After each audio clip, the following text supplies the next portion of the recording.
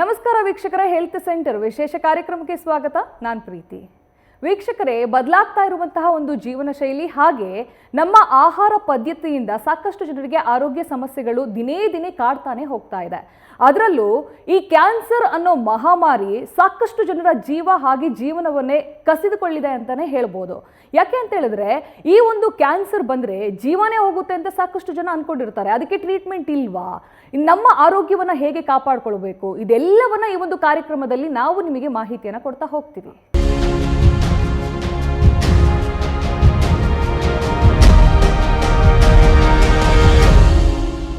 ವೀಕ್ಷಕರೇ, GI cancer ಅಂದರೆ ಏನು, ಇದು ಬಂದರೆ ಯಾವ ರೀತಿ ತಡೆಗಟ್ಟಬೇಕು, ಇದೆಲ್ಲದ್ರ ಬಗ್ಗೆ ಮಾಹಿತಿಯನ್ನು ಕೊಡಲಿಕ್ಕೆ ಇವತ್ತು ನಮ್ಮ ಸ್ಟುಡಿಯೋದಲ್ಲಿದ್ದಾರೆ ಡಾಕ್ಟರ್ ವಿಕ್ರಮ್ ಜೆ ರಾವ್ ಅವರು. ಬನ್ನಿ, ಅವರನ್ನ ಕಾರ್ಯಕ್ರಮಕ್ಕೆ ವೆಲ್ಕಮ್ ಮಾಡೋಣ. ಡಾಕ್ಟರ್, ಕಾರ್ಯಕ್ರಮಕ್ಕೆ ಸ್ವಾಗತ. Thank you Preethi. ಡಾಕ್ಟರ್, ಈಗ ಒಂದು ಕ್ಯಾನ್ಸರ್ ಬಂತು ಅಂದರೆ ಜನರು ಭಯ ಪಡ್ತಾರೆ. ಎಷ್ಟು ಭಯಾನಕ ಈ ಒಂದು ಕ್ಯಾನ್ಸರ್ ಅಂತ ಸಾಕಷ್ಟು ಜನ ಅಂದ್ಕೊಂಡಿದ್ದಾರೆ. ಈಗ GI ಆಂಕಾಲಜಿ ಕ್ಷೇತ್ರ ಅಂದರೆ ಏನು ಡಾಕ್ಟರ್, ಫಸ್ಟಿಗೆ ನಮಗೆ ಎಕ್ಸ್ಪ್ಲೇನ್ ಮಾಡೋದಾದರೆ? ಕಳೆದ 2 ಅಥವಾ 2.5 ದಶಕದಲ್ಲಿ ಭಾರತದ ವೈದ್ಯಕೀಯ ವ್ಯವಸ್ಥೆಯಲ್ಲಿ ಸಾಕಷ್ಟು ಬದಲಾವಣೆಗಳು ಉಂಟಾಗಿದೆ. ಮುಂಚೆ ಒಂದು MBBS ಮುಗಿಸಿದಂಥ ಒಬ್ಬ ವೈದ್ಯ ಎಲ್ಲ ರೀತಿ ಕಾಯಿಲೆಗಳಿಗೂ ಅವರೊಬ್ಬರೇ ಟ್ರೀಟ್ಮೆಂಟ್ ಆಗಿ ಕೊಡಲಿಕ್ಕೆ ಆಗಬೇಕಾಗ್ತಿತ್ತು. ಬಟ್ ಈಗ ನಮ್ಮ ದೇಶದಲ್ಲಿ ಹಲವಾರು ಸ್ಪೆಷಾಲಿಟಿ, ಸೂಪರ್ ಸ್ಪೆಷಾಲಿಟಿ ಹಾಗೂ ಸೂಪರ್ ಸ್ಪೆಷಾಲಿಟಿ ಜೊತೆಗೆ ಸಬ್ ಸ್ಪೆಷಾಲಿಟಿ ಅಂತ ಬ್ರ್ಯಾಂಚಸ್ ಬಂತು. ವರ್ಲ್ಡ್ ಹೆಲ್ತ್ ಆರ್ಗನೈಸೇಷನ್ ಅಂದರೆ WHO ರೀಸೆಂಟ್ ಸಮೀಕ್ಷೆ ಇತ್ತೀಚಿನಷ್ಟೇ ಬಂದ ವರದಿಯಂತೆ ಪ್ರತಿ 4ರಲ್ಲಿ 1 ಕ್ಯಾನ್ಸರು ನಮ್ಮ ಜೀರ್ಣಾಂಗ ವ್ಯವಸ್ಥೆಗೆ ಸಂಬಂಧಪಟ್ಟ ಕ್ಯಾನ್ಸರ್. ಅಷ್ಟಲ್ಲದೆ ಕ್ಯಾನ್ಸರಿಂದ ಮೃತಪಡುವ ಪ್ರತಿಯೊಂದು 3ರಲ್ಲಿ ಒಬ್ಬ ವ್ಯಕ್ತಿಗೆ ಬರುವಂಥ ಕ್ಯಾನ್ಸರಿನ ಕಾರಣ ಈ ಜೀರ್ಣಾಂಗ ವ್ಯವಸ್ಥೆಗೆ ಸಂಬಂಧಪಟ್ಟಂಥ ಕ್ಯಾನ್ಸರ್. ಹಾಗಾಗಿ ಈ ಒಂದು ನಮ್ಮ ಜೀರ್ಣಾಂಗ ವ್ಯವಸ್ಥೆಯಲ್ಲಿ ಪ್ರಮುಖವಾಗಿ 6 ಅಂಗಗಳು ಬರುತ್ತೆ. ಅನ್ನನಾಳ, ಹೊಟ್ಟೆ, ಮೇದೋಜೀರಕಾಂಗ ಅಂದರೆ ಪ್ಯಾಂಕ್ರಿಯಾಸ್, ಯಕೃತ ಅಂತ ಲಿವರ್, ಪಿತ್ತಕೋಶ ಅಂದರೆ ಗಾಲ್ ಬ್ಲಾಡರ್, ಸಣ್ಣ ಹಾಗೂ ದೊಡ್ಡ ಕರಳುಗಳು ಅಂದರೆ ಕೋಲೋನ್ ಮತ್ತು ರೆಕ್ಟಮ್. ಈ ಒಂದು 6 ಪ್ರಮುಖ ಅಂಗಗಳಿಗೆ ಸಂಬಂಧಪಟ್ಟ ಕ್ಯಾನ್ಸರ್ ಚಿಕಿತ್ಸೆಗೆ ಯಾವ ಡಿಪಾರ್ಟ್ಮೆಂಟಿಗೆ ಹೋಗಬೇಕಾಗುತ್ತೋ ಆ ಒಂದು ಫೋಕಸ್ಡ್ ಸಬ್ ಸ್ಪೆಷಾಲಿಟಿ ಅಂದರೆ ಉಪವಿಶೇಷ ವಿಭಾಗ ಮೆಡಿಸಿನ್ ಕ್ಷೇತ್ರದಲ್ಲಿ ಅದನ್ನೇ GI ಆಂಕಾಲಜಿ ಅಂತ ಕರೆಯಲಾಗುತ್ತೆ. ಡಾಕ್ಟರ್, ಇನ್ನು ಕ್ಯಾನ್ಸರ್ ಸ್ಕ್ಯಾನಿಂಗ್ ಅಂದರೆ ಏನು, ಇದ್ರ ಬಗ್ಗೆ ಮಾಹಿತಿ ಕೊಡೋದಾದರೆ? ಈಗ ಕ್ಯಾನ್ಸರ್ ಸ್ಕ್ಯಾನಿಂಗಲ್ಲೇ ಒಂದು ಹೊಸ ವಿಶೇಷ ಏನಪ್ಪ ಅಂದರೆ ಕ್ಯಾನ್ಸರ್ ಸ್ಕ್ರೀನಿಂಗ್. ಈಗ ತೊಂದರೆ ಉಂಟಾದಾಗ ನಾವು ವೈದ್ಯಕೀಯ ಕ್ಷೇತ್ರಕ್ಕೆ ಒಳಪಡುವಂಥದ್ದು ಈಗ ಕ್ಯೂರೇಟಿವ್ ಹೆಲ್ತ್ ಕೇರ್. ಅಂದರೆ ನಿಮಗೆ ಏನಾದರೂ ಒಂದು ಕೆಮ್ಮು ಬಂತು ಅಥವಾ ಹೊಟ್ಟೆ ನೋವು ಬಂತು, ಅದಕ್ಕೆ ಕಾರಣ ತಿಳ್ಕೊಳ್ಳಿಕ್ಕೆ ನೀವು ಹೋಗಿ ಒಂದು ಟ್ರೀಟ್ಮೆಂಟ್ ಅಥವಾ ಸ್ಕ್ಯಾನಿಂಗ್ ಮಾಡಿಸ್ಕೊಳ್ಬೋದು. ಅದಕ್ಕೆ ತಕ್ಕಂಥ ಉತ್ತರ ಪಡೀಲಿಕ್ಕೆ ನೀವು ಪ್ರಯತ್ನ ಪಡ್ಬೋದು. ಇದು ರೆಗ್ಯುಲರ್ ಕ್ಯೂರೇಟಿವ್ ಹೆಲ್ತ್ ಕೇರ್ ಅಂತ ಹೇಳ್ತೀವಿ. ಈಗ ನಮ್ಮ ದೇಶದಲ್ಲಿ ಇಷ್ಟೊಂದು ಮೆಡಿಸಿನ್ ಅಡ್ವಾನ್ಸ್ಮೆಂಟ್ ಬಂದಾದ ಮೇಲೆ ಈ ಕ್ಯೂರೇಟಿವ್ ಹೆಲ್ತ್ ಕೇರಿಂದ ನಾವು ಪ್ರಿವೆಂಟಿವ್ ಹೆಲ್ತ್ ಕೇರ್ ಕಡೆ ಹೋಗ್ತಾ ಇದ್ದೀವಿ. ಪ್ರಿವೆಂಟಿವ್ ಹೆಲ್ತ್ ಕೇರ್ ಅಂದರೆ ಏನಪ್ಪ ಅಂದರೆ, ಈಗ ಆಲ್ರೆಡಿ ಪಾಶ್ಚಾತ್ಯತ ವಿದೇಶದಲ್ಲಿ ಎಷ್ಟೋ ರಾಜ್ಯಗಳಲ್ಲಿ ಅಥವಾ ಎಷ್ಟೊಂದು ವೈದ್ಯಕೀಯ ಕ್ಷೇತ್ರದಲ್ಲಿ ಕೆಲವೊಂದು ಕ್ಯಾನ್ಸರ್ ಗೈಡ್ಲೈನ್ಸ್ ಅಂತ ಇದೆ. ಏನಪ್ಪ ಈ ಗೈಡ್ಲೈನ್ಸ್ ಅಂದರೆ, ಯಾವುದೇ ಒಂದು ತೊಂದರೆ ಉಂಟಾದ ಮೇಲೆ ಅದಕ್ಕೆ ಚಿಕಿತ್ಸೆ ಒಳಪಡೋದಲ್ಲ. ತೊಂದರೆ ಉಂಟಾಗಬಹುದು ಅನ್ನೋ ಲಕ್ಷಣಗಳೇನಾದ್ರು ನಮ್ಮಲ್ಲಿ ಬರೋವಂಥ ಲಕ್ಷಣಗಳು ಇದೆಯಾ ಅಂತ ನಮಗೆ ನಾವು ಒಂದ್ಸತಿ ಪರೀಕ್ಷೆ ಮಾಡಿ ನೋಡಿಸ್ಕೊಳ್ಳೋದೇ ಈ ಸ್ಕ್ರೀನಿಂಗ್ ವ್ಯವಸ್ಥೆ. ಈ ಸ್ಕ್ರೀನಿಂಗ್ ವ್ಯವಸ್ಥೆಯಲ್ಲಿ ಯಾವುದೇ ಕಾರಣಕ್ಕೂ ಯಾರಿಗೇನಾದ್ರು ತೊಂದರೆ ಬಂದ ಮೇಲೆ ಹೋಗಿ ವೈದ್ಯಕೀಯ ಕ್ಷೇತ್ರಕ್ಕೆ ಭೇಟಿ ಮಾಡೋದಲ್ಲ. ಏನಾದರೂ ನಮಗೆ ಮುಂದೆ ಏನಾದ್ರು ತೊಂದರೆ ಉಂಟಾಗಬಹುದಾ ಅನ್ನೋ ಒಂದು ಊಹೆಗೋಸ್ಕರ ನಾವು ನಮ್ಮ ಟ್ರೀಟ್ಮೆಂಟ್ ಇದಕ್ಕೋಸ್ಕರ ಹೋಗುವಂಥದ್ದೇ ಈ ಸ್ಕ್ರೀನಿಂಗ್. ಪ್ರತ್ಯೇಕವಾಗಿ ಈ ಸ್ಕ್ರೀನಿಂಗ್ ಅನ್ನೋದು ನೀವೀಗ ಸಾಕಷ್ಟು ಬೇರೆ ಬೇರೆ ಕ್ಷೇತ್ರದಲ್ಲಿ ನೋಡಿರ್ತೀರ. ಒಂದು ಸುಮಾರು 35-40 ವರ್ಷ ಸಂಬಂಧಪಟ್ಟವರೆಲ್ಲ ಒಂದು ಶುಗರ್ ಸ್ಕ್ರೀನಿಂಗ್ ಆಗಿರ್ಬೋದು, BP ಸ್ಕ್ರೀನಿಂಗ್ ಆಗಲಿ ಮಾಡಿಸ್ಕೊಳ್ತಾರೆ. ಏನಕ್ಕೆ ಅಂದರೆ, ಈ BP ಅನ್ನೋ ಒಂದು ತೊಂದರೆ ಹೇಗೆ ಮೆಡಿಸಿನ್ ಕ್ಷೇತ್ರದಲ್ಲಿ ಅದರ ತೊಂದರೆ ಉಂಟಾದಾಗ ಆಗೋದೇ ಸ್ಟ್ರೋಕ್. ಅಲ್ಲಿ ತನಕ ಅದ್ರ ತೊಂದರೆನೇ ಗೊತ್ತಾಗಲ್ಲ. ಹಾಗಿದ್ದಲ್ಲಿ ನೀವು ಸ್ಟ್ರೋಕ್ ಬಂದಮೇಲೆ ಅದಕ್ಕೆ ಏನಾದ್ರು ಟ್ರೀಟ್ಮೆಂಟ್ ತೊಗೊಳ್ಬೇಕಾ? ಅಲ್ಲ. ಹಾಗೆಯೇ ಈ ಒಂದು ಕ್ಯಾನ್ಸರ್ ವಿಭಾಗದಲ್ಲೂ ಕೂಡ ಕೆಲವೊಂದು ತೊಂದರೆ ಉಂಟಾಗುವಂಥ ಲಕ್ಷಣಗಳು ನಮ್ಮಲ್ಲಿ ಏನಾರು ಇದೆಯಾ ಅಂತ ನಾವು ಮೊದಲೇ ಅದನ್ನು ಗುರುತಿಸ್ಕೊಳ್ಬೋದು. ಅದನ್ನೇ ಕ್ಯಾನ್ಸರ್ ಸ್ಕ್ರೀನಿಂಗ್ ಅಂತ ಹೇಳ್ತೀವಿ. ಡಾಕ್ಟರ್, ಇನ್ನು GI ಕ್ಯಾನ್ಸರಲ್ಲಿ ಎಷ್ಟು ಟೈಪ್ಸ್ ಇದೆ, ಇದ್ರ ಬಗ್ಗೆ ಇನ್ನು ಲಕ್ಷಣಗಳ ಬಗ್ಗೆ ಹೇಳ್ತಾ ಹೋಗೋದಾದರೆ? ಈಗ ನಾನು ನಿಮಗೆ ಆಗಲೇ ಹೇಳ್ದಂಗೆ GI ಆಂಕಾಲಜಿ ಅಥವಾ GI ಕ್ಯಾನ್ಸರ್ನಲ್ಲಿ ಪ್ರಾಮುಖ್ಯವಾಗಿ ಬರೋ ಈ ಒಂದು 6 ಜೀರ್ಣಾಂಗಾಂಶಗಳ ಅಂಗಗಳಲ್ಲಿ ಪ್ರಾಮುಖ್ಯವಾಗಿ ಕೆಲವೊಂದು ಸೂಕ್ಷ್ಮ ತೊಂದರೆಗಳು ನಿಮಗೆ ದಿನನಿತ್ಯದಲ್ಲಿ ನಾವು ಹೊಟ್ಟೆಯಲ್ಲಿ ಆಗೋ ಏನೋ ಒಂದು ಕಳವಳಕ್ಕೂ ಈಗಿನ ಮಹತ್ವದಷ್ಟು ಜನ ಎಲ್ಲರೂ ಏನು ಮಾಡ್ತಾರಂದರೆ, ಒಂದು ಮೆಡಿಕಲ್ ಶಾಪಿಗೆ ಹೋಗಿ ನನಗೊಂದು ಆ್ಯಸಿಡಿಟಿ ಇರ್ಬೋದು, ನನಗೆ ಒಂದು ಏನೋ ಹೀಟ್ ಆಗಿರ್ಬೋದು ಅಂತ ಹೇಳಿ ಒಂದು ಆ್ಯಸಿಡಿಟಿ ಮಾತ್ರೆ ತೊಗೊಳ್ತಾರೆ. ಇಲ್ಲದೆ ಇನ್ನೂ ಎಷ್ಟೊಂದು ಕ್ಷೇತ್ರ ವಿಭಾಗದಲ್ಲಿ ನಾವು ಗಮನಿಸಿದಂಗೆ ಈ ಮೋಷನ್ನಲ್ಲಿ ರಕ್ತ ಹೋದರೆ ಎಲ್ಲೋ ನಮಗೆ ಪೈಲ್ಸ್ ಇರ್ಬೋದು, ಅಥವಾ ನಾನು ನಿನ್ನೆ ಮೊನ್ನೆ ತಿಂದಿರೋ ಆಹಾರದ ಬದಲಾವಣೆಯಿಂದಾಗಿ ರಕ್ತ ಹೋಗ್ತಿರ್ಬೋದು ಅಂತ ಹೇಳಿ ಅವರೇ ಒಂದು ಆಯಿಂಟ್ಮೆಂಟ್ ಎಲ್ಲ ಒಂದು ತೊಗೊಳ್ಳೋದು, ಅಥವಾ ಯಾವುದೋ ಸಣ್ಣ ಪುಟ್ಟ ಕ್ಲಿನಿಕ್ಕಿಗೆ ಹೋಗಿ ಪರೀಕ್ಷೆನೂ ಮಾಡಿಸ್ಕೊಳ್ದೇ ಟ್ರೀಟ್ಮೆಂಟ್ ತೊಗೊಳ್ತಾರೆ.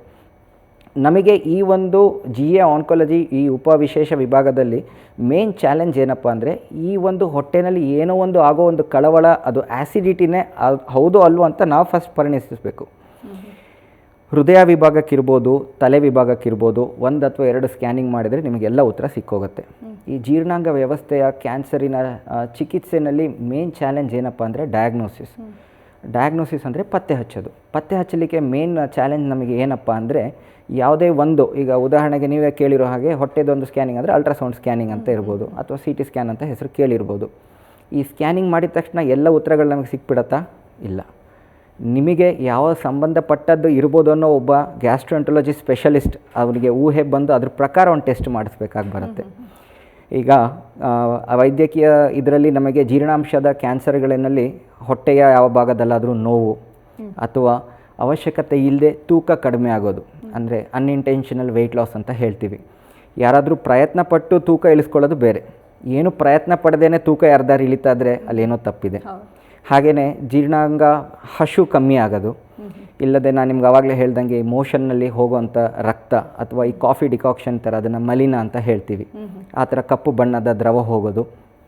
ಮೇಲಾಗಿ ಕಾಮಾಲೆ ಅಂದರೆ ಜಾಂಡಿಸ್ ಅಂತ ಹೇಳ್ತೀವಲ್ಲ, ಆ ಒಂದು ಸಮಸ್ಯೆ. ಇದಲ್ಲದೇ ಕೆಲವೊಂದು ಬಾರಿ ಏನೇ ಒಂದು ತಳಮಳಗಳು ಏನೋ ಇಲ್ಲದೇನೋ ಡೈರೆಕ್ಟಾಗಿ ಅಡ್ವಾನ್ಸ್ ಸ್ಟೇಜಲ್ಲಿ ಪೇಷಂಟ್ಸ್ಗಳು ನಮ್ಮ ಹತ್ರ ಕಂಡು ಬರ್ತಾರೆ. ಸೊ ಇವೆಲ್ಲ ಲಕ್ಷಣಗಳು ಏನೇ ಒಂದು ಹೊಟ್ಟೆ ವಿಭಾಗದಲ್ಲಿದ್ದರೂ, ಅಥವಾ ದೈಹಿಕವಾಗೂ ಇತ್ತೀಚೆಗೆ ರಕ್ತ ಕಮ್ಮಿ ಆಗ್ತಿದೆ, ಅವರಿಗೆ ಆಯಸ್ಸು ಜಾಸ್ತಿ ಆಗ್ತಿದೆ, ತೂಕ ಕಮ್ಮಿ ಆಗ್ತಿದೆ, ಕಾಮಾಲೆ ಬಂದು ಹೋಗ್ತಿದೆ, ಕಾರಣಗಳು ಸಿಗ್ತಿಲ್ಲ, ಈ ಒಂದು ಸಮಸ್ಯೆಗಳು ಬಂದಾಗ ಈ ಒಂದು GI ಆನ್ಕಾಲಜಿ ವಿಭಾಗ ಅಂದರೆ ಗ್ಯಾಸ್ಟ್ರೋಎಂಟ್ರಾಲಜಿಯ ಒಂದು ವಿಭಾಗಕ್ಕೆ ಅವರು ಭೇಟಿ ಮಾಡಿ ಪರೀಕ್ಷೆಗಳನ್ನು ಮಾಡಿಸ್ಕೊಳ್ಬೇಕಾಗಿ ಬರುತ್ತೆ. ಓಕೆ ಡಾಕ್ಟರ್, ನಾನು ಕೇಳ್ಪಟ್ಟಿದ್ದೆ ಕರ್ನಾಟಕದಲ್ಲಿ ತುಂಬ ಅಂದರೆ ಒಂದು 10 ವರ್ಷದ ಹಿಂದೆ ಸಾಕಷ್ಟು ಕಡಿಮೆ ಇತ್ತು ಈ ಒಂದು GI ಆಂಕಾಲಜಿ ಅನ್ನೋದು. ಈಗ 6-7 ವರ್ಷದಿಂದ ಜಾಸ್ತಿ ಆಗ್ತಾ ಇದೆ ಅಂತ ಕೇಳ್ಪಟ್ಟೆ, ನಿಜಾನ ಡಾಕ್ಟರ್ ಇದ್ರ ಬಗ್ಗೆ? ಹೌದು, ಈಗ ಆಲ್ರೆಡಿ ನಮಗೆ ಮಾಹಿತಿ ಭಾರತೀಯಕ್ಕೆ ಸಂಬಂಧಪಟ್ಟಿದ್ದಕ್ಕಿಂತ ಪಾಶ್ಚಾತ್ಯ ಲಿಟ್ರೇಚರ್ ಎವಿಡೆನ್ಸ್ ಪ್ರಕಾರ ಒಂದು 100% ಕ್ಯಾನ್ಸರಲ್ಲಿ 28ರಿಂದ 35% ಕ್ಯಾನ್ಸರ್ಗಳು ಇವತ್ತಿಂದು ಈ ಡೈಜೆಸ್ಟಿವ್ ಸಿಸ್ಟಮ್ ಅಂದರೆ ಗ್ಯಾಸ್ಟ್ರೋಇಂಟೆಸ್ಟೈನಲ್ ಕ್ಯಾನ್ಸರ್ ಆಗಿ ಮಾರ್ಪಟ್ಟಿದೆ. ಆ ಒಂದು ಕ್ಯಾನ್ಸರಿನ ಆ ಒಂದು ಪ್ರಾಮುಖ್ಯತೆ ಈ ಜೀರ್ಣಾಂಗ ಅಂಶಕ್ಕೆ ಬರೋದಕ್ಕೆ ಕಾರಣ ಅಲ್ಲಿ ಒಂದು ಕಾಣಿಸ್ಕೊಳ್ತಿರೋ ಹೊಸ ಕಾರಣ.